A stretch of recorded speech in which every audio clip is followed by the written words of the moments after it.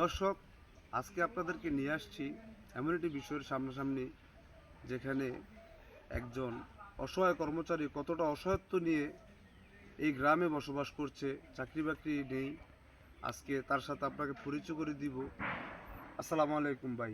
ওয়ালাইকুম সালাম রহমতুল্লাহ ভাই, বারাকাতুহু। আপনার নামটা কি? আমার নাম মোহাম্মদ কাইম হোসেন। আপনি আগে কোন পেশায় জড়িত ছিলেন? আমি কুমিল্লা মেডিকেল কলেজ হাসপাতাল আউটসোর্সিং কর্মচারী হিসেবে ছিলাম। দীর্ঘ 7-8 বছর চাকরি করেছি কুমিল্লা মেডিকেল কলেজ হাসপাতালে। জি।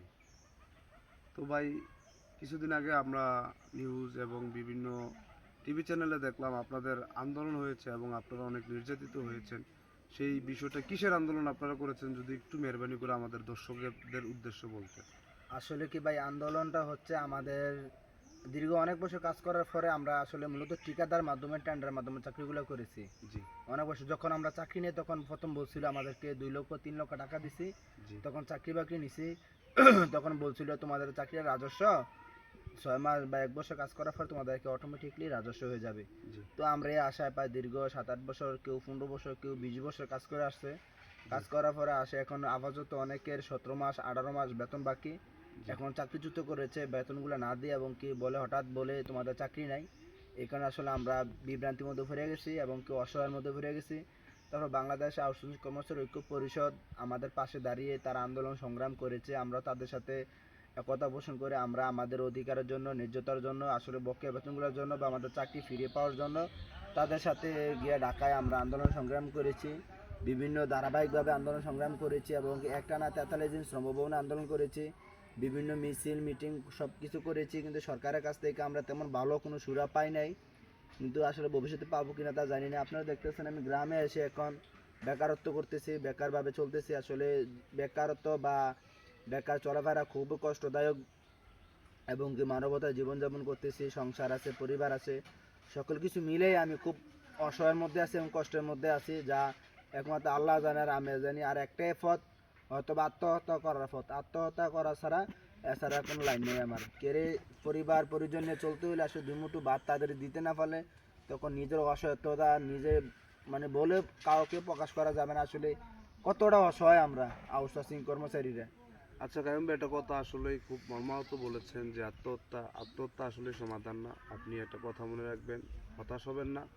আল্লাহ তাআলা আপনাদের রিজিকের ব্যবস্থা অনেক আগেই করে রেখেছেন। আপনারা ধৈর্য ধৈর্য ধরে থাকুন এবং আপনাদের ধৈর্যের যথেষ্ট পরিচয় আপনারা দিয়েছেন। আমি দেখেছি অনেক ভিডিওতে আপনাদের উপরে সরকার বাহিনীর লোকজন লাঠিচার্জ করেছে এবং আপনারা অনেকেই আহত হয়েছেন।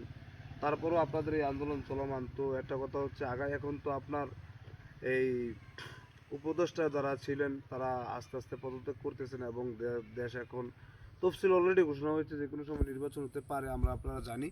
এবং আগামীতে যারা ক্ষমতায় আসবে তাদের থেকে আপনাদের আসলে আশা এবং আকাঙ্ক্ষা যে একটা নির্বাচিত সরকার দেশে আসলে আমাদের একটা কাজে লাগতে পারে, এই ব্যাপারে যদি একটু বলতেন।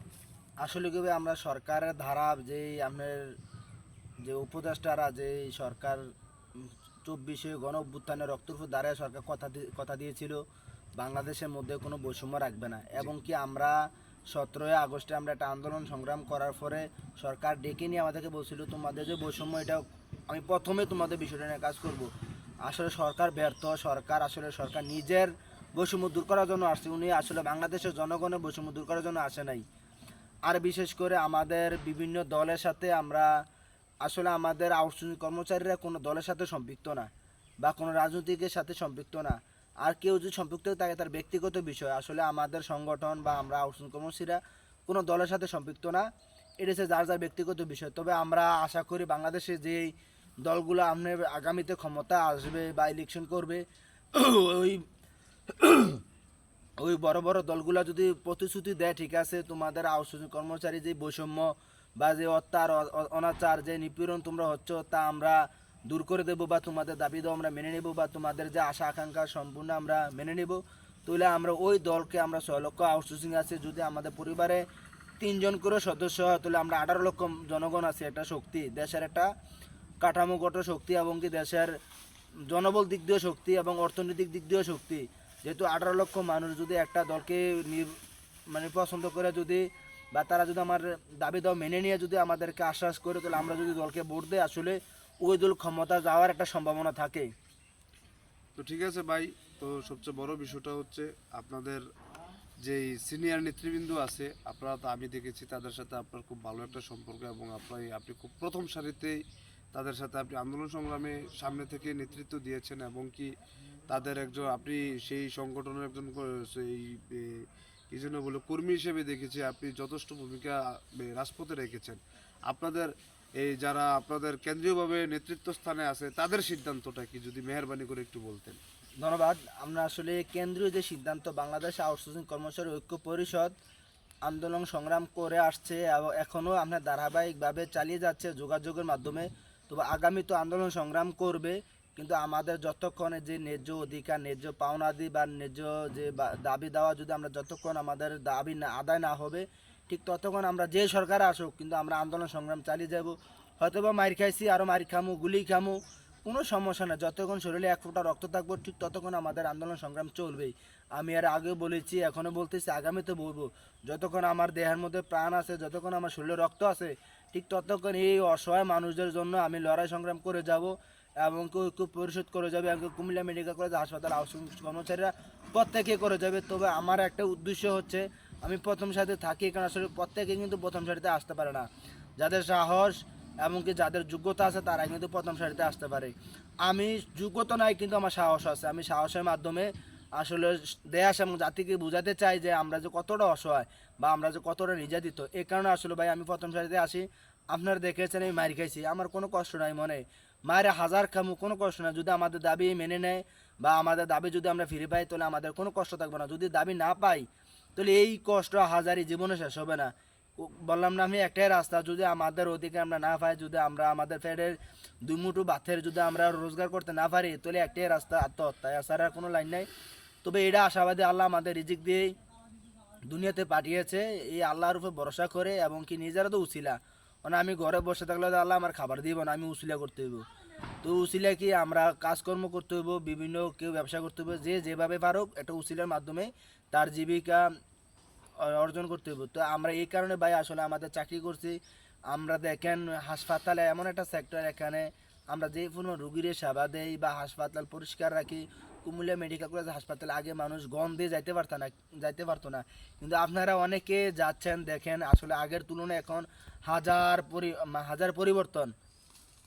শুধু একমাত্র আউটসোর্সিং কর্মচারীদের কারণে। এই আউটসোর্সিং কর্মচারীরা 24 ঘন্টা দিন রাত কাজ করে যাচ্ছে, এবং কি তারা কিন্তু এখনও দেখেন 17 মাস বেতন নাই। শুধু আমরা 10-15 জন সারা সকলে কিন্তু কাজ করতেছে বিনা বেতনে।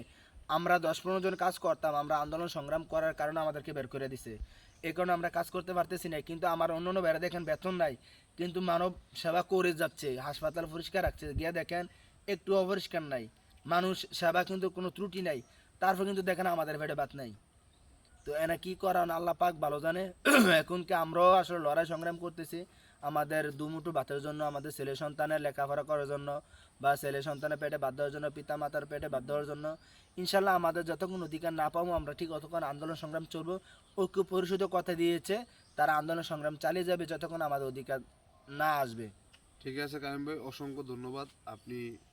আমি আপনার এই মানে অসহায়ত্ব একটা সময় নষ্ট করার জন্য আমি আসলেই আপনার প্রতি আপনি এই সময়টা আমাকে দেওয়ার জন্য আমি আন্তরিকভাবে ধন্যবাদ প্রকাশ করতেছি ভাই। তো দর্শক, আপনারা দেখলেন একজন আউটসোর্সিং কর্মচারীর অসহায় জীবন।